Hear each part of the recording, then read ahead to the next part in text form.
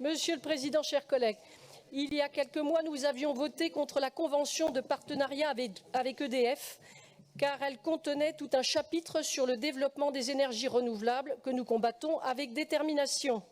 Ici encore, même si nous pourrions croire qu'Enedis ne fait que gérer le réseau électrique, nous remarquons que toute une thématique de la Convention est consacrée à la transition énergétique, notamment, je vous cite, à l'identification de zones de production d'énergie renouvelable faciles à mettre en œuvre.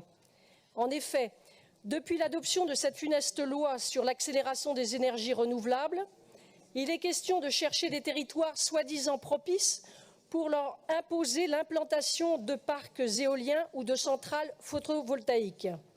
Entre l'objectif régional affiché de parvenir à 45% de la consommation finale d'énergie couverte par la production d'énergie renouvelable en 2030 et l'ambition d'Enedis, illusoire d'ailleurs, d'atteindre la neutralité carbone en 2050, on sent bien que le terrain est soigneusement préparé pour ce coup de force.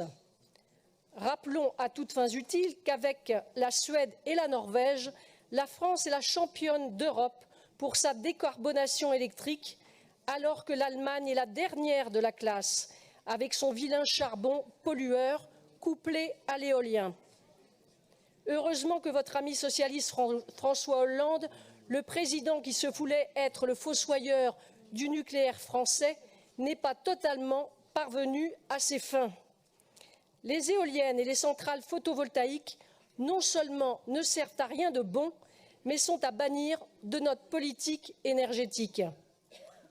Une fois encore, tout cela va nous coûter une fortune puisqu'Enedis prévoit d'investir au moins 50 milliards d'euros dans la transition énergétique pour les 10 ans à venir. Une somme largement consacrée à accompagner le déploiement d'énergies dites renouvelables, dont le raccordement au réseau de 12 gigawatts venant de l'éolien. Un coût supplémentaire considérable pour la gestion du réseau électrique qui se répercutera très bientôt sur la facture des consommateurs, n'en doutons pas. Ainsi, les Français qui ont déjà vu leur facture d'électricité exploser durant l'hiver seront ravis d'apprendre que des milliards d'euros seront dépensés pour déployer des parcs éoliens industriels qu'ils rejettent massivement et qu'ils devront payer toujours plus cher leur électricité pour subventionner l'installation d'énergies intermittentes, non pilotables, non rentables et polluantes. Quelle aberration! Nous ne nous attarderons pas sur vos habituelles opérations de propagande visant à tromper pour faire accepter l'inacceptable, à savoir l'installation massive d'éoliennes sur nos territoires. En vous lisant, on croirait entendre le gouvernement Macron tentant de justifier son injuste réforme des retraites comme étant simplement mal comprise. Alors, si vous cherchez vraiment à décarboner notre consommation d'énergie, nul besoin d'inventer je ne sais quelle solution fumeuse. Notre filière nucléaire, à la fois propre, décarbonée, pilotable et performante, est plus que jamais la solution à nos problèmes.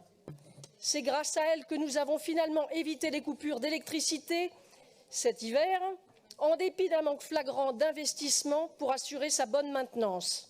Car rappelons-le, avec les éoliennes, les bas de production électrique ont lieu justement lors des pics de consommation, c'est-à-dire au moment où précisément il fait froid et qu'il n'y a pas de vent.